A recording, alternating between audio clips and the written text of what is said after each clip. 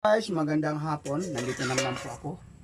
Ito po yung aking hapunan at tanghalian at ang aking lamas. Diba ito lagi yung aking kanya pagkaluto, yung native na native at siyempre meron po tayong tilapia na sa alat.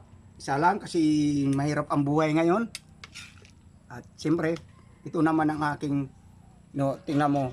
Papaya po yan na may saging. Ang pagkaon nito, tinula siya, pero tilapia, linag. Para sa amin, pag sinabawan kasi ng isda, tinula pa rin yun, hindi lang kay manok ang tinutula sa amin, sa aming probinsya. Pero ganun pa man, tara po, samahan nyo po ako. Ito po, malaki naman yung tilapia. Samahan nyo po ako sa hapunan na ito, tanghalian. Luzon, Visayas, Mindanao, sa ating mga OFW. Kumusta na po kayo at magandang gabi po sa inyo dyan. Tanghali, kung tanghali man. Kaya po, inaanyayahan ko po kayo na samahan nyo po ako sa aking tanghalian. Napakalaki ng aking lamisa. Pero, kita naman nyo eh. Isa lang ako. At, tara po, kain po tayo. Siyempre, mayroon pa naman yung prutas ng kapitbahay. May natitira pa. Kaya, nailapit ko na po ito sa Diyos bago ko ito buksan ng kamera. Kain po tayo. Ito po.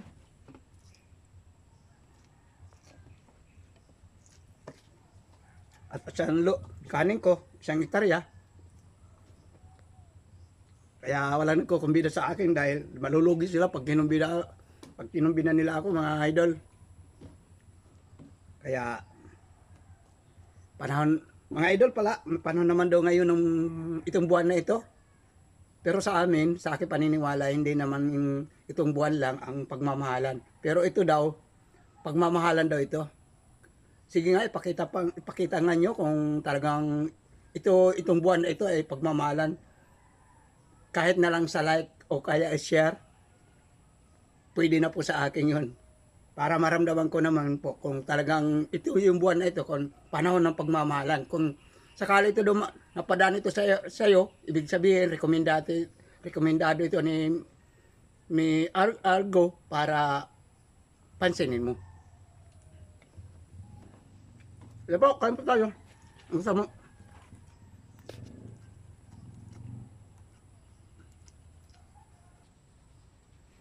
Shout out pala kan aking masugid nga taga po sa Puerto Lagas Brad Romy Spilita sa magkapatid.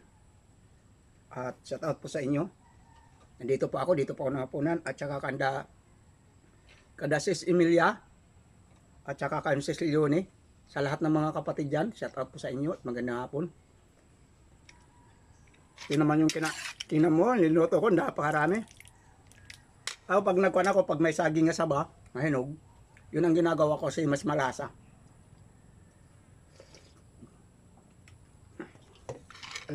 Alam nyo naman ako, kahit gano'n lang yung, kahit mga buo po yun, malinis ko po yun yung ginagawa. Siyempre, ba't ko ginagawa yun? Para mapansin nyo. Bakit mga buo-buo?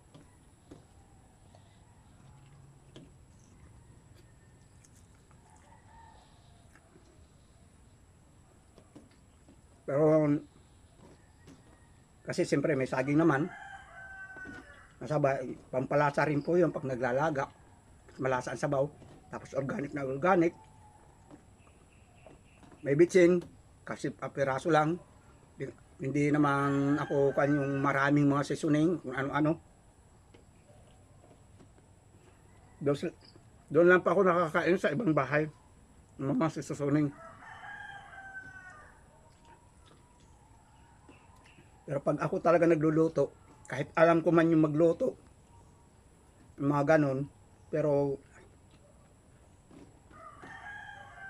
di ko ginagawa dahil siyempre ako ang kakain.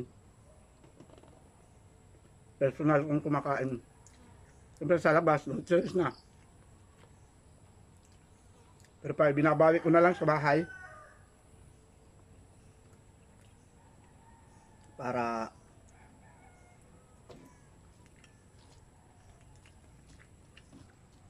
Siya nga pala, yung nagdala kanina na mayroon sa akin nagbahagi. Yun ang maga. Shout out pala sa inyong nagkaloob nyo sa akin. At masasabi ko sa inyo, na lang sa inyo, pag-ingatan po kayo lagi ng Panginoon Diyos at pag-ibig po sa ating lahat.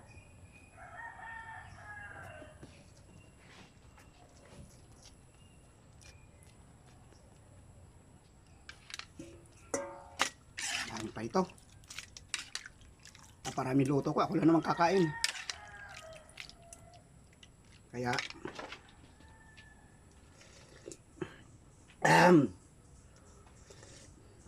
mahalawig pa at kinabuhi. Marasa pa kumaon, masarap pa kumain. Kaya haba pa ang buhay. Kaya guys, yung inuulit ko pa sa panahon naman daw ngayon ng pagmamahalam. Pero para sa puso ko, kung may kakayanan naman ako, araw-araw dapat nagmamahalan, hindi po lang pang araw ng ganitong buwan. Tama po ba guys?